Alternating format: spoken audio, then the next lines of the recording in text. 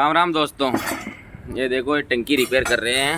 ये टंकी टूट गया है, ये पाइप ये अट्ठा कर बना है जो रिपेयर करते हैं। आपको दिखाते हैं कैसे कर रहे हैं। ये देखो कितनी बारीकी से इसको कटिंग कर रहे हैं। ये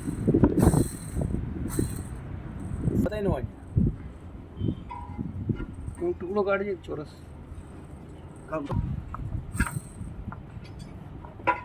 टुकड़ पड़े